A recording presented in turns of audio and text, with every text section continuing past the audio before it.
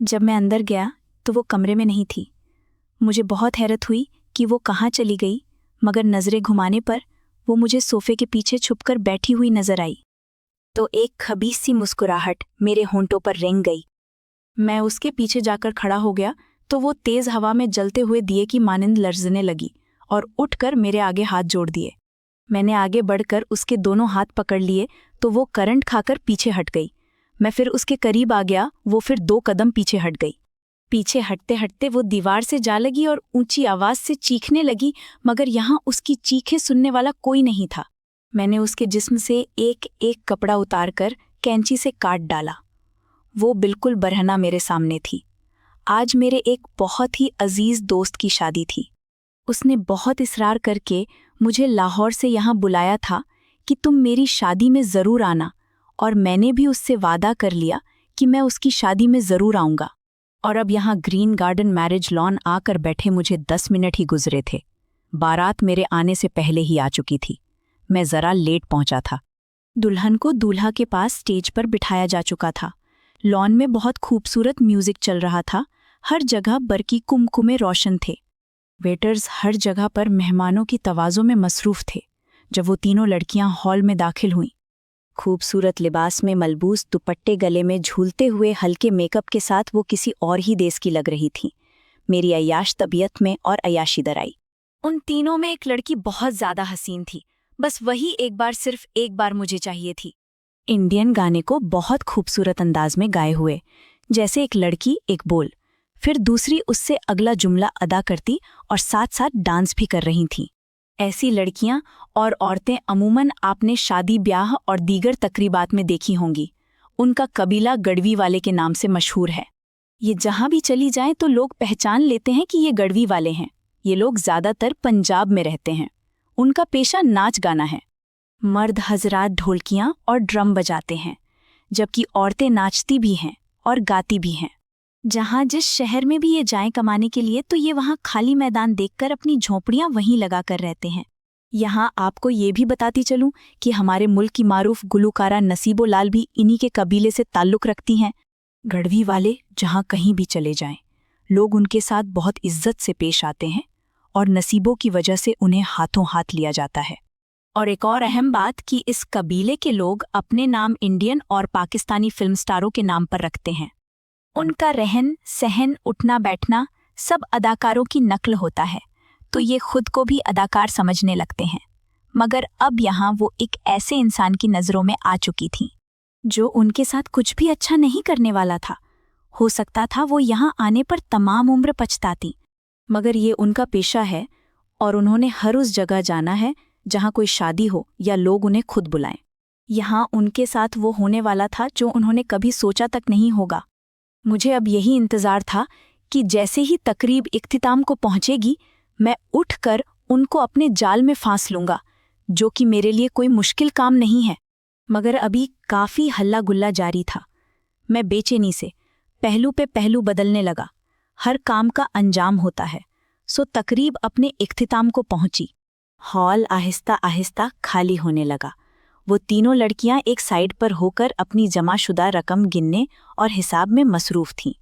जब मैं उनके सर पर पहुंच गया, आहट पाकर एक लड़की ने सर ऊपर उठाया और बोली, चोर या उचक्के लगते तो नहीं हो, फिर क्यों हमारा पैसा ताड़ रहे हो? इसकी बात पर मैंने एक जोरदार कहकहा लगाया। बाकी 2 लड़कियां भी सर उठाकर मुझे देखने लगीं। ये जितना पैसा तुम लोगों ने 3 घंटे नाच गाकर कमाया है ना, इतना मैं आपको 1 सेकंड में दे सकता हूँ। और मैं कोई चोर या उचक्का नहीं, बहुत बड़ा डाकू रह चुका। इतना मैं आपको 1 सेकंड में दे सकता हूँ। और मैं कोई चोर या उचक्का नहीं, बहुत बड़ा डाकू रह चुका हूँ माजी में। अच्छा, फिर तो बड़ा पैसा होगा आपके पास, मगर हम तो हलाल रिज़्क खाते हैं। ये हक हलाल का है, नाच गाने से कमाया हुआ। मैंने कहा तो वो बोली, जो भी है ये हमारा पेशा है। हम लाहौर से यहाँ आए हैं, जिस तरीके से अल्लाह नवाजे। अच्छा, आप लाहौर से यहाँ आई हैं? जी हाँ, लाहौर से। तो फिर मैं भी लाहौर से आया हूँ। आपका घर कहाँ है? हम 2 बहनें हैं। उसने नीचे बैठी हुई लड़कियों में से एक पर हाथ रखकर कहा, हमारा घर पिंडी रोड पर है और ये हमारी कजिन है शान। इसका घर कृष्णा नगर में है। संगम दी 60,000 हैं। अब नीचे बैठी हुई दोनों लड़कियां उठ खड़ी हुईं और एक बोली, 60,000 रुपए हैं, जिनको वो गिन रही थी। ये कैसा नाम है आपका? मैंने अपना जाल मजीद बिछाते हुए कहा, जी मेरा नाम संगम है और सब मुझे संगम दी कहते हैं। और इनका नाम क्या है? मैंने दोनों की तरफ इशारा किया। ये, इसका नाम बिंदिया है और ये शान है। अच्छा, फिर तो ये तुम दोनों की शान है, बुरा मत मानना, ये तुम दोनों से ज्यादा खूबसूरत है। ओहो नहीं जी, बुरा क्यों मानेंगे, हसीन तो ये वाकई है, ये मेरी होने वाली भाभी है। ये क्या मैंने दिल में सोचा, फिर खुद को नॉर्मल किया। खैर मुझे क्या, मैंने शादी थोड़ी ना करनी है। शान हमसे थोड़े फासले पर जाकर खड़ी हो गई, जैसे वो बहुत थकी और उकताई हुई हो। वही मछली मेरे जाल में नहीं आ रही थी जिसे मैं चाहता था। अगर ये दोनों भी निकल गईं तो मेरे 2 घंटे बर्बाद हो जाएंगे। जिंदगी में पहली बार हार जाऊंगा, जो कि मुझे बिल्कुल पसंद नहीं। अच्छा संगम जी, ये अपनी नसीबो लाल भी आपकी रिश्तेदार है? हाँ जी, नसीबो लाल हमारी बिरादरी की है, मेरे बाबा की कजिन है। ओह अच्छा, और ये अपनी शान का मंगेतर तुम्हारा भाई, वो कहाँ रहता है? वो जी बैंड बाजा टीम के साथ ड्रम बजाता है। इधर आ लड़की। शान जो बहुत ही थकी हुई लग रही थी, उसने दोनों को बुलाया। उसकी आवाज गा गा कर खराब हो गई जा रही थी, या थी ही ऐसी। ना तुझे पता ना मुझे पता कि ये कौन है। हाँ चल ए छोरी। संगम ने बिंदिया को कहा और वो चलने लगी। मुझे अपनी दाल गलती हुई ना लग रही थी, तो मैंने दाल को एक और तड़का लगाने का सोचा। आइए संगम जी, मैं आपको छोड़ दूं। कहाँ जाएंगी रातों रात, लाहौर तो जा नहीं सकती। यहाँ मेरा घर है, मेरे घर में रात गुजार लें, सुबह होते ही चले जाना। ये नहीं, हमने कभी किसी अजनबी पर एतबार नहीं किया। आप जाएं अपने रास्ते और हम जाएं हमारे रास्ते। अरे ये तो कोई बात ना हुई, पिछले 2 घंटे से मैं आपसे बातें कर रहा हूँ। क्या मैं आपको शक्ल से लोफर लगता हूँ? लोफर तो लगते हो जी।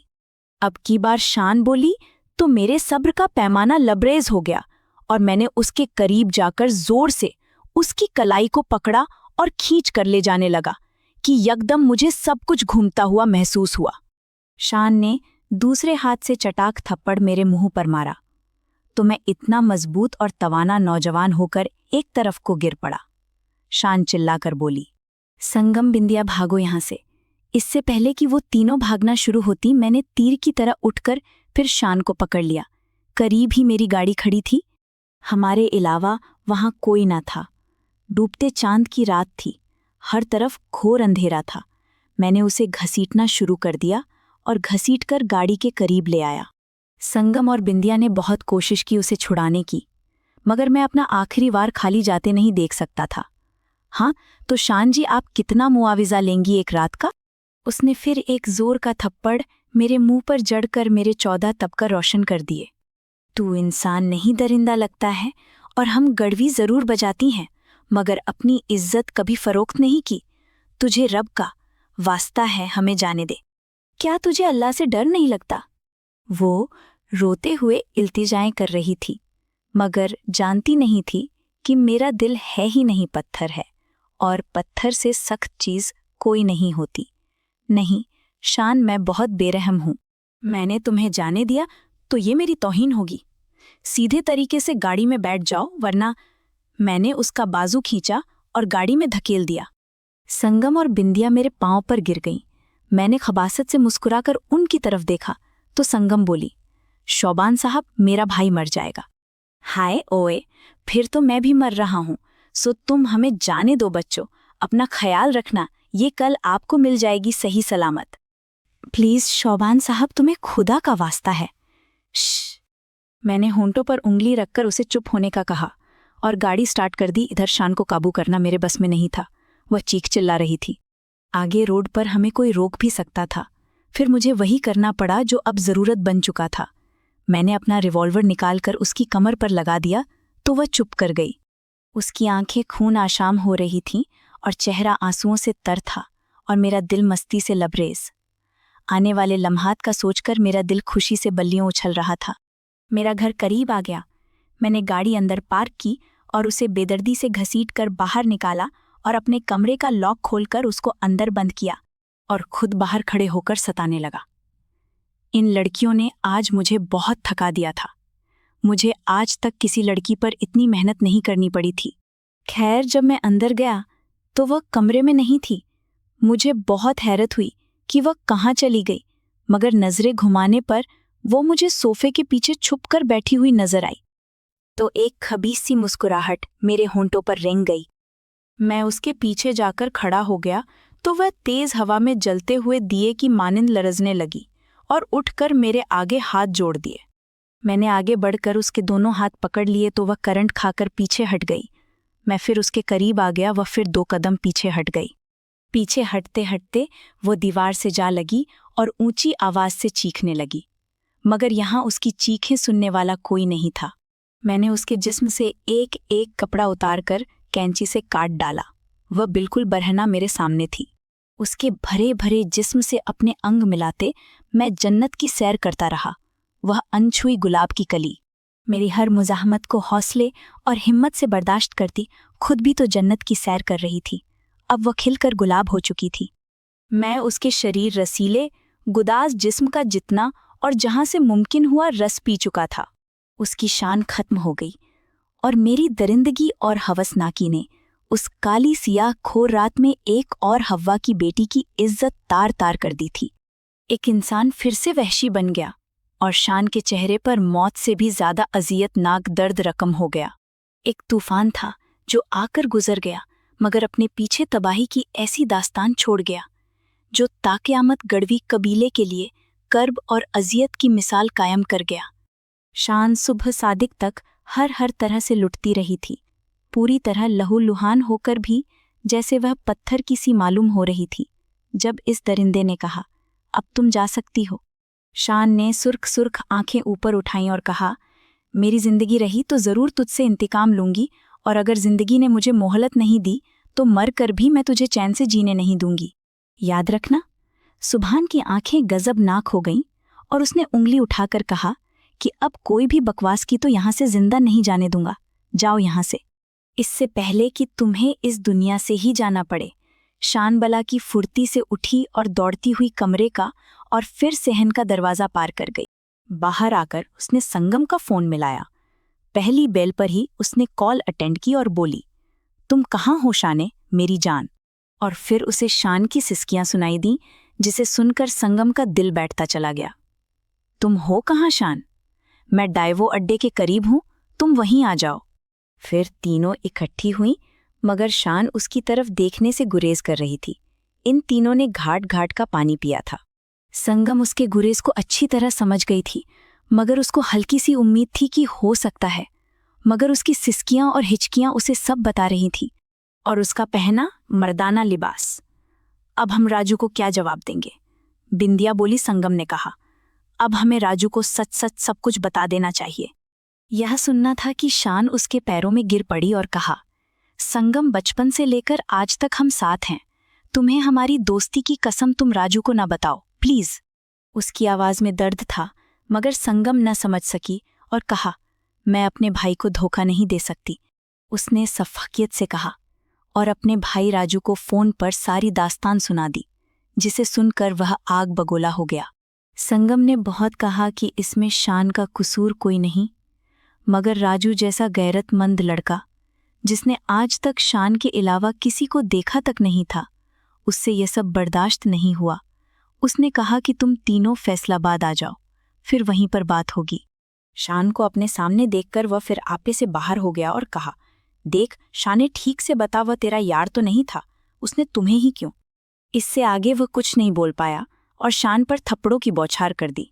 शान ने बहुत कसमें वास्ते दिए कि मेरा कोई कसूर नहीं, मगर राजू को उसकी किसी बात पर यकीन न आ रहा था। देख राजे, मुझे मेरे शाह मीर भाई के सर की कसम, मेरा कोई कसूर नहीं। तो तुम्हें हमारी बचपन की मोहब्बत की कसम, मेरा एतबार कर लो, जा, मैं तुम पर थूकता भी नहीं, हमारी मंगनी खत्म।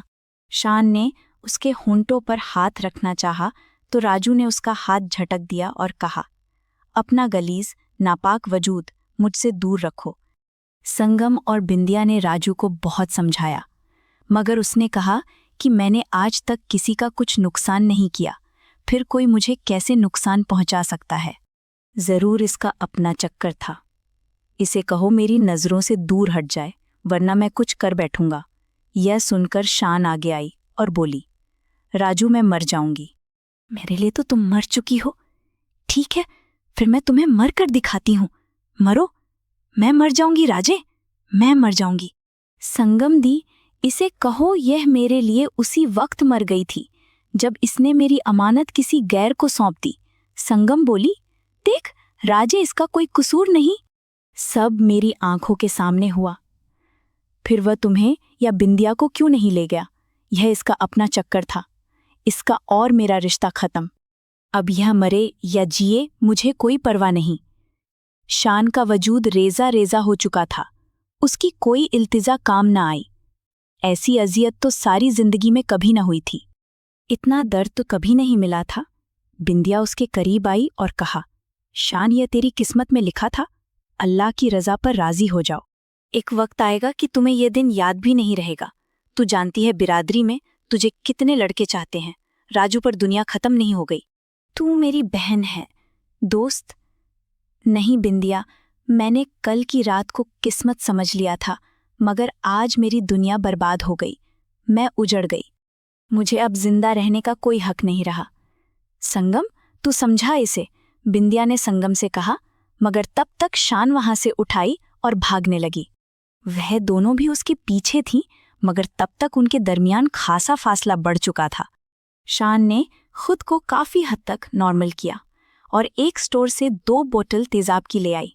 सेल्समैन उसके चेहरे की तरफ देखता था, मगर लड़की बहुत जल्दी में थी। अगर वह खुद को पॉजिटिव जाहिर न करती तो सेल्समैन उसे कभी तेजाब नहीं देता। वह नीचे उतर आई। वह दोनों भी अब करीब पहुंच चुकी थीं, मगर तब तक शान ढक्कन खोलकर मुंह को लगा चुकी थी।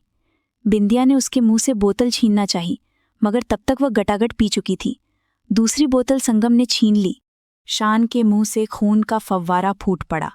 खौलता हुआ तेजाब पीकर भला कोई कब सलामत रह सकता है? राजू भी चलता हुआ उनके करीब पहुंच चुका था और आगे का मंजर देखकर उसकी आंखें फटी की फटी रह गईं। उसके सामने ही शान नीचे गिरी हुई थी। उसने दौड़कर उसे बाजुओं में उठा लिया और उसे किस तरह हॉस्पिटल ले गया वह नहीं जानता था। उसे बस इतना पता चला जब नर्स उसे एक पर्ची दे गई। यह मर चुकी है। एडमिनिस्ट्रेटर सिग्नेचर, मेडिकल कॉम्प्लेक्स छंग। राजू धाड़े मारकर रोता रहा। जब उसकी मैयत लाहौर ले जाई गई तो वहां कोहराम बरपा हो गया। हर कोई उसकी अचानक मौत पर मातम कुना था। हर तरफ आहें थीं, सिसकियां थीं, हिचकियां थीं। एक बात आपको यहाँ बता दूं कि उस वक्त गुलूकारा रेशमा भी जिंदा थी। उसको मैंने अपनी आंखों से सोगवार माहौल में बैठे देखा था।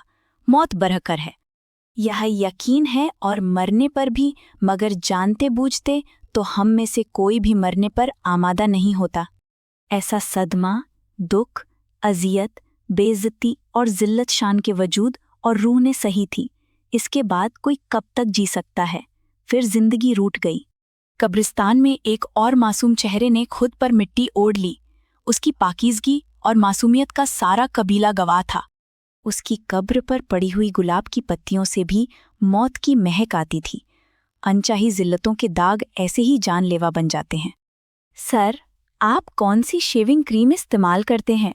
हमारी कंपनी ने ये क्रीम बनाई है, जदीद रिसर्च के बाद। सचमुच शेविंग क्रीम। इससे जिल्द को कोई नुकसान नहीं पहुंचता। क्रीम जानदार हो तो शेव भी शानदार होती है। यह शेव जिल्द को नरम, मुलायम और चमकदार बनाती है। प्लीज आप यह जरूर इस्तेमाल करना। यह इस बड़े पैक के साथ एक और छोटा पैक आपको मुफ्त मिलेगा। नरम मुलायम तो आप भी बहुत हैं जी। मैं मुंह ही मुंह में बड़बड़ाया। लड़की ने अचानक सर उठाया और कहा, सर आपने क्या कहा? जी वह मैंने कहा, आप मुझे 5 पैक दे दें सचमुच शेविंग क्रीम के। फिर आप कहाँ मिलेंगी? नहीं जी, हमारी प्रोडक्ट्स हर स्टोर पर दस्तयाब हैं। हम सिर्फ इसकी तशहीर कर रहे हैं। फिर भी आप मुझे दे दें, मैंने कहा। और सर, आपके घर वाले सर्फ कौन सा इस्तेमाल करते हैं? फिलहाल तो जी आपको इस्तेमाल करना है। जी सर, क्या कहा आपने? कुछ नहीं जी। वह मैंने पूछा आप कौन सा सर्फ लेकर आई हैं? यह एरियल सर्फ है सर। यह दाग धब्बों को जड़ से साफ करता है। आम पाउडर की निस्बत यह कपड़े को जल्दी साफ सुथरा करता है। आप बस यह एक बार यूज करके देखें। अव्वल तो दाग होंगे नहीं, और अगर होंगे तो बचेंगे नहीं। मेरी नजरें उस लड़की के चेहरे पर जमी हुई थीं। साफ सुथरा बेदाग चेहरा, खूबसूरत लंबी पलकें, गहरी ब्राउन आंखें, ऊंचा लंबा कद, भरा भरा जिस्म, ब्लैक शलवार दुपट्टे और सुर्ख कमीज, सर पर कमीज से मैच हम रंग कैप ली हुई थी। लंबी बालों की चुटिया कैप से नीचे लटकी हुई उसकी खूबसूरती में और भी इजाफा कर रही थी। वह अपनी टीम यूनिफॉर्म में टॉप है। इस वक्त दोपहर के 2:30 बज रहे थे। जून जुलाई की चिलचिलाती धूप, कोई जी रूह गली में न था, हत्ता कि चरिंद परिंद भी दरख्तों की पनाह लिए हुए थे। मैं अपने बेडरूम में एसी की कूलिंग से लुत्फ अंदोज हो रहा था। मेरी आंख लगना ही चाहती थी जब नीचे से डोरबेल की आवाज सुनाई दी। एक के बाद दूसरी, फिर तीसरी मुसलसल होती बेल ने मुझे सख्त कोफत में मुब्तला कर दिया। मैं गुस्से से तिल मिलाता हुआ दरवाजे पर आया तो दरवाज़ा खोलते ही मेरी सारी कोफत दूर हो गई और कोफत की जगह खिलखिलाहट ने ले ली। जब यह हसीन महजबी मेरे घर में दाखिल हुई तो हर तरफ बाहर छा गई और आते ही ऐसे बेतकान बोलना शुरू हुई कि मैं हैरान रह गया। इस कदर सख्त गर्मी में उसके चेहरे पर पसीने की एक बूंद तक न थी। उसने एक बार भी मेरी तरफ आंख उठाकर नहीं देखा और अपनी कंपनी की प्रोडक्ट्स की तशहीर करती रही। ओके, आप ये 5 पैक सर्फ भी मुझे दे दें। सर, आपके घर में लेडीज़ नहीं हैं? हैं जी, वह सब सो रहे हैं। मैंने सुर्ख होठों से सफ़ेद झूठ बोला। चलें, फिर आप अपना नाम लिखवा दें। मेरा नाम सुभान अली है। फ़ोन नंबर भी लिखवा दें प्लीज़। मैंने लिखवा दिया। सर प्लीज़ एक एहसान और कीजिए, मुझे 4-5 नाम और भी लिखवा दें अपनी फैमिली मेंबर्स के, उसने पैड संभालते हुए कहा। चलो फिर, पहले तुम अपना नाम बता दो खूबसूरत लड़की, मैंने उसे और अंदाज में देखते हुए कहा। उसने पहले तो हैरत से मुझे देखा, फिर होठों को गोल करके कहा, कोमल। बहुत खूबसूरत नाम है आपका। सर मुझे देर हो रही है, प्लीज़ आप मुझे बाकी नाम लिखवा दें। मैंने सोचकर 5 नाम लिखवा दिए। कोमल जी, आपको क्या फ़ायदा होगा इन नामों से? वह झिझकते हुए बोली, जितने कस्टमर्स ज़्यादा होंगे उतना ही मुझे कमीशन ज़्यादा मिलेगा। आपकी तनख्वाह कितनी है? मैंने उसे बातों में लगाने की कोशिश की। सर पे तो 12,000 है, फिर आपको 2 नंबरी करने की क्या ज़रूरत है? सर मेरे छोटे छोटे बहन भाई हैं। मेरी माँ बूढ़ी और बीमार है, बाप शराबी है, जुआ भी खेलता है। कभी कभी तो वह मेरी सारी तनख्वाह छीन लेता है। मैं बहन भाइयों में सबसे बड़ी हूँ। मैंने BA किया है और सारी जिम्मेदारियां मुझ पर हैं। लोगों की बहुत तरले मिन्नतें करनी पड़ती हैं, तब जाकर वह कुछ खरीदते हैं। कोई कहता है यह 2 नंबर मसनूआत हैं, कोई कहता है यह नकली हैं। हमारे हाथ भी खराब होंगे। कुछ तो हमें भी तनकीद का निशाना बनाते हैं कि तुम्हें शर्म नहीं आती, यूं घरों में दाखिल हो जाती हो। बातें करते करते उसकी आंखों से आंसू छलक पड़े। घूवत के हाथों तंग आकर हमें बाहर निकलना पड़ता है। लोग ऐसी भूखी नज़रों से हमें ताड़ते हैं। उसने पैड अंदर रखते और बैग की जिप बंद करते हुए कहा, भूख तो यहाँ भी है जाना। जी सर। मैंने कहा कि कोमल जी, कि आपकी बाकी टीम किधर है? वह जी, हम इधर विकी होटल में ठहरे हैं लंच करने। तो लंच के बाद मैं बैग उठाकर बाहर आ गई। मैंने सोचा कुछ सेल हो गई तो मेरा फ़ायदा हो जाएगा। सबने मुझे रोका कि न जाओ, दोपहर में सब लोग सो जाते हैं। तो मैंने कहा लोड शेडिंग का ज़माना है, कहाँ सब सो रहे होंगे। आपको बताऊं जी, मुझे दरवाज़ा बजाने से सख्त कोफत होती है। लोग दरवाज़ा खोलते हैं तो बुरे बुरे मुंह बनाते हैं, बातें सुनाते हैं, मगर यहाँ मजबूर और बेकस लोगों को कौन समझता है। अच्छा, मैं अब चलती हूँ, आपका बहुत शुक्रिया। हाँ, रुकिए रुकिए मिस कोमल, मेरी बेगम की कंपनी है अंडर गारमेंट्स वाली। अगर आपको पुरकशिश जॉब चाहिए तो आप उनसे मिल सकती हैं। वैसे भी उन्होंने कई इश्तिहार दे रखे हैं मेल एंड फीमेल्स स्टाफ के लिए, अगर आपको चाहिए तो। ना नहीं सर थैंक्स, मैं इसी जॉब में बहुत खुश हूँ। मुझे यह मछली जाल से निकलती महसूस हो रही थी। मेरी 1 घंटे की मेहनत अकारत जा रही थी, जो मुझे किसी सूरत गवारा न थी। तो मैंने जाल को एक और झटका देना चाहा। कोमल जी, अगर फिर भी कभी आपको ज़रूरत महसूस हो सकता है हालात बदल जाएं, तो ऐसा करें आप उनसे कार्ड ले लें, कभी ज़रूरत पड़ी तो आपको फौरी जॉब मिल जाएगी। चलें जी, आप इतना इसरार कर रहे हैं तो मैं उनसे मिल लेती हूँ। हाँ आइए। मैंने सुख का सांस लिया। अब ये मछली मेरे जाल में फंस चुकी थी। यह सामने सीढ़ियां हैं, पहले नंबर वाले रूम में हैं। सर, इस तरह अच्छा नहीं लगता कि मैं उनके रूम में जाऊं। आप खुद इनसे बात कर लें। चलें, आइए मेरे साथ। मैं उसके साथ चलता हुआ अपने रूम में गया। अंदर गहरा अंधेरा था। मैंने इसका हाथ पकड़कर इसे जोर से बेड पर फेंका और मकरू मुस्कुराहट के साथ कहा, कमीनी लड़की पिछले 1 घंटे से मेरा टाइम बर्बाद कर रही थी। तुम बहुत घने जंगल में आ चुकी हो और शेर अपना शिकार कभी नहीं छोड़ता। जब हिरनी खुद इसके पास आ गई हो तो इसने इंतहाई हैरत से ऊपर उठकर मुझे देखा। इसकी आंखें फटी फटी रह गईं।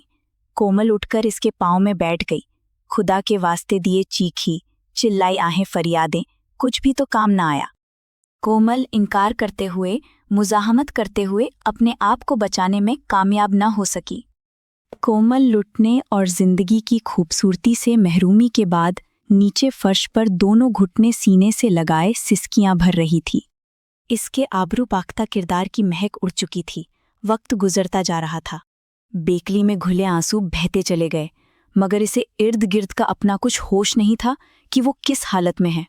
होश तो तब आया जब एक और लड़का जीन शर्ट में मलबूस अंदर दाखिल हुआ। कोमल की नागुफ्ता भय हालत को नजरअंदाज करके इसे तसल्ली दी।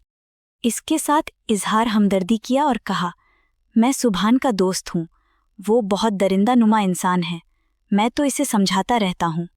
यकदम इसने भी कोमल को हल्का सा धक्का दिया और फिर कोमल उसी लुटी हुई बरहना हालत में फिर से दरिंदगी का निशाना बन रही थी।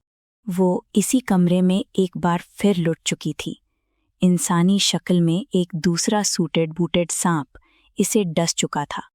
इसका दिल और रूह जख्मों से चूर चूर और इसकी जिंदगी से मासूमियत, खुशी, एतिमाद, एतिबार सब कुछ रुखसत हो चुका था।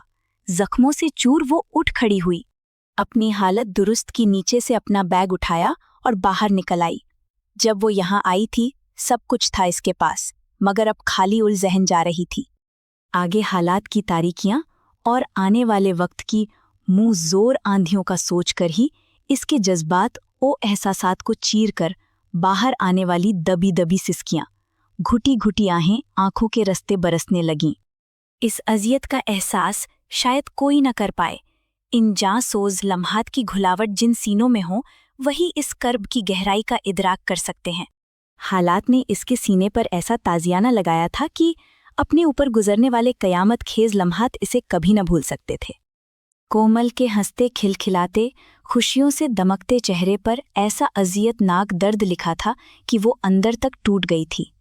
गिरते पड़ते, रोते सिसकते वो ऑफिस पहुंच ही गई, यानी इस होटल में जहां उनकी टीम ठहरी थी। टीम मैनेजर इसे देखते ही गजबनाक हो गया कि वो इतनी देर लगाकर क्यों आई। मिस कोमल, आप जानती हैं आपने किस कदर गैर जिम्मेदारी का मुजाहिरा किया है, और फिर हमारी कॉल भी अटेंड नहीं किया आपने। ये अजनबी शहर है। खुदा न ख्वास्ता अगर आपको कुछ हो जाता तो हम क्या जवाब देते आपके घर वालों को। हमें उम्मीद है आप आइंदा ऐसा कुछ नहीं करना चाहेंगी। अपनी नौकरी को बचाना है तो। मगर कोमल के उजड़े वीरान चेहरे की तरफ किसी का ध्यान नहीं गया। कोमल की सुई एक जगह पर अटक चुकी थी कि हम आपके घर वालों को क्या जवाब देते। यही लफ्ज़ बार बार इसके दिल ओ दिमाग में गूंजने लगा। या अल्लाह, मैं इस दरिंदे को कभी मुआफ नहीं करूंगी जिसने मुझे इस हाल तक पहुंचाया कि मुझ में जीने की तमन्ना बाकी नहीं रही। और फिर एक फैसले पर पहुंचकर वो लिफ्ट में सवार हो गई। आखिरी मंजिल पर पहुंचकर इसने नीचे छलांग लगा दी।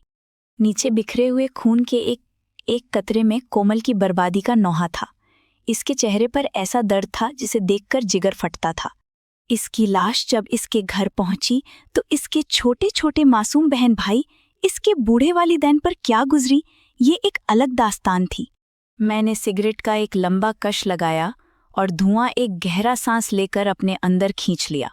मुझे जब भी कोई कामयाबी मिलती तो मैं इस पर नाज़ां शादां ओ फरहां हो जाता और अपनी इस खुशी को मैं सिगरेट के जरिए सेलिब्रेट करता और कश पर कश लगाता, और ऐसे आलम में मैं कई सिगरेट के पैकेट खाली कर देता। जैसे ही सिगरेट का जहर धुएं की शक्ल में मेरे फेफड़ों में दाखिल होता, मुझे अजीब फरहत का एहसास होता। हर किसी का खुशी मनाने का अपना अंदाज होता है। आज भी जो खुशी मुझे मिली थी कोमल की शक्ल में, मैं इसी का जश्न मना रहा था। मैंने एक बार लंबा कश लगाया, पहले धुएं को सांस के जरिए अंदर खींचा, फिर इसे इस तरह खारिज किया कि धुआं मेरे कमरे की फजा में छत तक तहलील हो गया। इस वक्त रात के 12 हो रहे थे। मैंने बार बार यही अमल दोहराया। अब फिर मैंने कश लगाया, इतना लंबा कि सिगरेट की चिंगारी मेरी उंगलियों को छूने लगी। एक हल्की सी सिसकी मेरे मुंह से निकली और सिगरेट का टोटा नीचे गिर पड़ा। मैंने इस जोर से धुआं बाहर खारिज किया कि धुआं छत तक गोल मरगोलों की शक्ल में तहलील हो गया कि अचानक मुझे धुएं में 2 लाल सुर्ख अंगारा आंखें दिखाई दी। ऐसी गजबनाक आंखें मैंने कभी न देखी थीं। मैं जहां था वहीं अपनी जगह पर सुन्न हो गया। फिर मैंने अपनी आंखें डर के मारे घुमाई तो मुझे 2 और गजबनाक किस्म की आंखें नजर आईं। सारा कमरा धुएं से भरता जा रहा था, काला स्याह धुआं जिससे मेरा दम घुटने लगा। मैंने दाएं नजर दौड़ाई तो मुझे वहां भी लाल अंगारा आंखें दिखाई दी। जहां जहां मैं नजरें घुमाता मुझे वही 2 गजबनाक आंखें दिखाई देती। मुझे धुएं में और कुछ नजर नहीं आ रहा था। फिर वो आंखें मेरी तरफ बढ़ना शुरू हुईं। मैं पसीने में शराबोर हो चुका था। मैं अपनी जगह से उठना चाहता था, मगर किसी गैर मरी कुव्वत ने मुझे एक जगह जकड़ रखा था। आंखें आहिस्ता आहिस्ता मेरे करीब आईं। फिर कमरे में चीखें गूंजने लगीं। इतनी दर्दनाक चीखें मैं पहले भी सुन चुका था। डर के मारे मेरी घिग्गी बंद गई। चीखें सुनकर मेरे रोंगटे खड़े हो गए। खौफ से मेरी आंखें फैलती चली गईं। मैं मजबूत आसाब का मालिक, भरपूर जवान, मैं आज तक किसी चीज से नहीं डरा, मगर आज ये लाल अंगारा आंखें मारे दहशत के मैं एक ही जगह पर सुन्न होकर बैठा रहा। अचानक चीखें आना बंद हो गईं। सिर्फ मेरे दिल की धड़कन मुझे वाज़े सुनाई दे रही थी। अब कमरे में कब्रिस्तान जैसा गहरा सुकूत तारी हो गया। अचानक धुआं आहिस्ता आहिस्ता छट गया। वो आंखें भी न जाने कहाँ गायब हो गईं। मैं यकदम अपनी जगह से उछल पड़ा, जैसे किसी गैर मरी कुव्वत ने मुझे उठाकर फेंका हो। मैंने जल्दी से कमरे का दरवाज़ा खोला और नीचे की तरफ दौड़ लगा दी। मैं फूली सांसों के साथ नीचे आया और नीचे फर्श पर ही बैठ गया। यहाँ मुझे कुछ सुकून महसूस हुआ। मैंने सांसों को नॉर्मल किया। आज तक कभी मेरे साथ ऐसा वाकया पेश न आया था। न मेरे घर कोई आसेब था, न कोई भूत प्रेत। वो सारी रात मैंने आंखों में काट दी। बार बार वही मंजर मेरी आंखों में आता तो दहशत के मारे मेरा वजूद थर थर कांपने लगता। फिर यूं हुआ कि जब भी मेरा दिल सिगरेट पीने को चाहता वही मंजर मेरे जहन में आ जाता तो मैंने सिगरेट पीना ही छोड़ दी। वो मंजर इतना खौफनाक था कि कोई कमज़ोर दिल इंसान होता तो वो अपनी जान से हाथ धो बैठता। आज बहुत दिनों बाद फिर मेरा मन कर रहा था कि कोई हसीन दिलरुबासी दोशीज़ा मेरे बाजुओं की जीनत बने। इसलिए मैं आज खूब तैयार शयार होकर किसी पार्क या होटल का रुख करने वाला था। मैं गाड़ी की तरफ बढ़ना ही चाहता था कि मैंने एक लड़की को अपनी गाड़ी की फ्रंट सीट पर बैठे हुए देखा। मुझे खुशगवार किस्म की हैरत हुई। सफ़ेद लिबास में मलबूस वो कोई हूर मालूम होती थी। मैं दौड़कर गाड़ी के पास पहुंचा। आज बिन मांगे वाली बरसात लग रही थी। मैंने दरवाज़ा खोला, मगर वो हसीना रुख मोड़े बैठी थी। मैंने इसे मुखातिब किया तो इसका मेरी तरफ देखना मुझ पर बिजलियां ही तो गिरा गया। वो शान थी जो शादी की तकरीब में मुझे मिली थी। तुम मेरे घर कैसे आ गईं जाने जा? रास्ता तो नहीं भूल गईं? इसकी नज़रें मेरे चेहरे पर जमी हुई थीं। वो पलकें नहीं झपक रही थी। मुझे किसी अनहोनी का एहसास हुआ। मैंने इसके कंधे पर हाथ रखना चाहा तो मेरा हाथ इसके जिस्म के आर पार हो गया। ये देखकर मेरे औसान खता हो गए। मैंने दरवाज़ा खोलकर गाड़ी से निकलना चाहा, मगर मेरे हाथ दरवाजे पर ही चिमट गए। मैंने दोबारा गर्दन घुमाकर देखा तो वहां कुछ न था। मेरे हाथ भी छूट गए।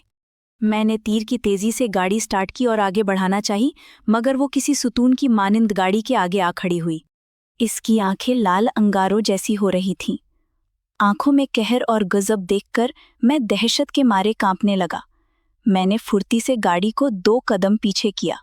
मैंने जैसे ही पीछे की तरफ मुड़कर देखा तो मेरी आंखें खौफ से फट गईं। पीछे सफ़ेद लिबास पहने वही परियों जैसा सरापा, चेहरे पर वही मासूमियत, वो कोमल थी और मुझे पता चल गया कि ये भी रूह है।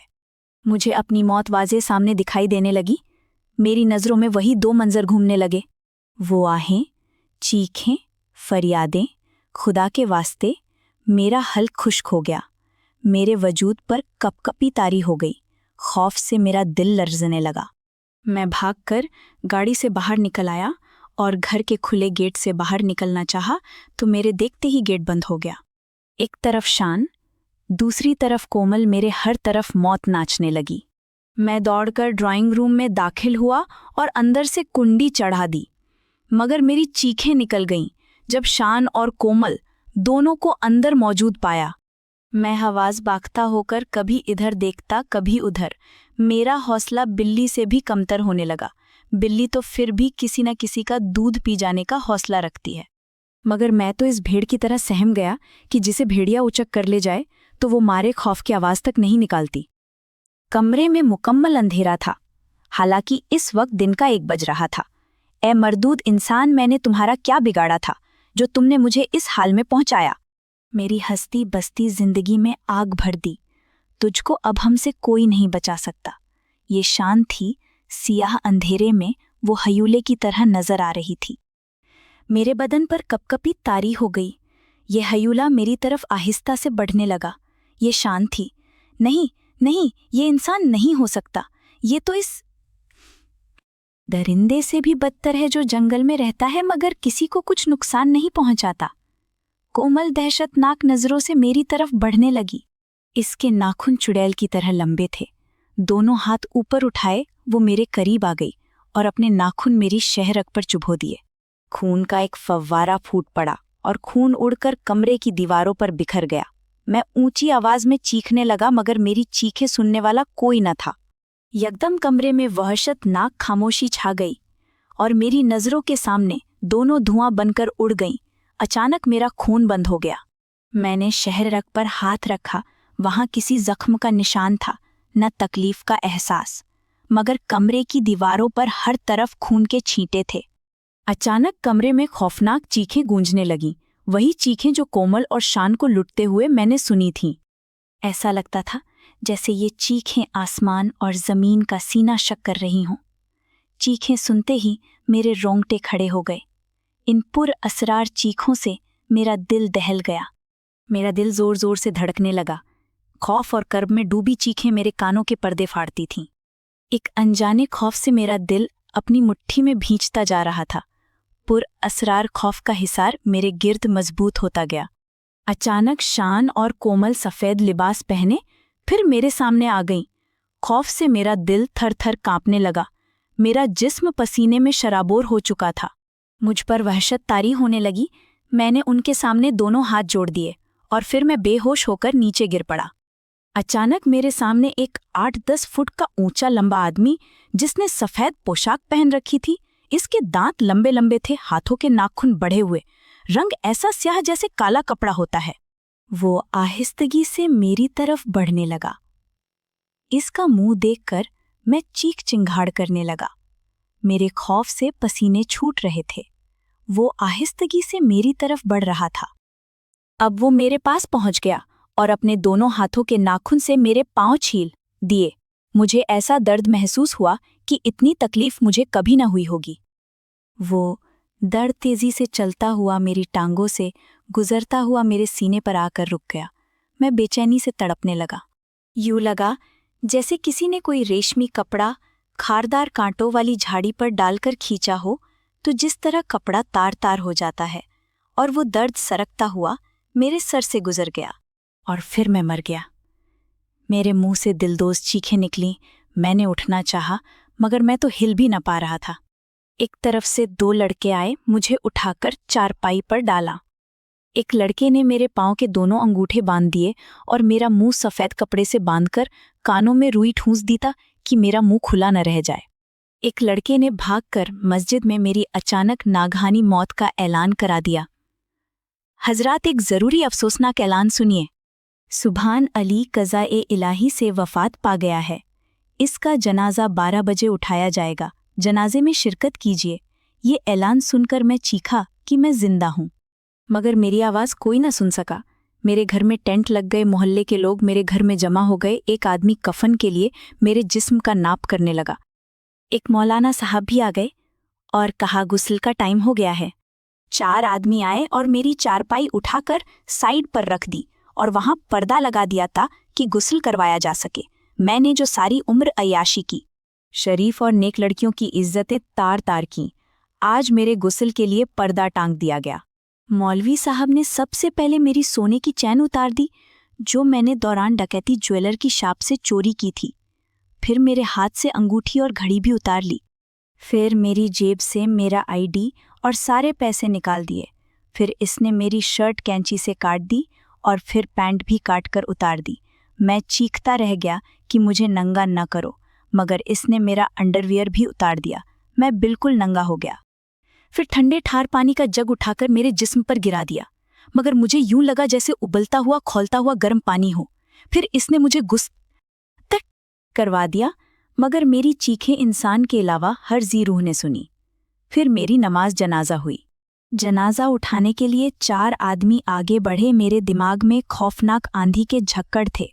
मैं ये सब कुछ देख और सुन रहा था और उठना चाहता था, मगर मैं हिल भी नहीं सकता था। मेरी गाड़ी एक तरफ खड़ी थी जिसे मैं अब कभी न चला सकता था। मेरा जनाजा पढ़कर मुझे कब्रिस्तान ले जाया गया। 2 फरिश्ते मुझसे मुसलसल सवाल गो थे, मगर मेरे पास इनकी किसी बात का जवाब न था। फिर मेरी चारपाई कब्र के किनारे रख दी गई। 2 लड़के कब्र में उतर गए और मुझे कब्र में उतार दिया। फिर एक आदमी बोला, जल्दी से कब्र पर स्लैबे रख दो। फिर मेरी कब्र में इस कदर अंधेरा छा गया कि हाथ को हाथ सुझाई न देता था।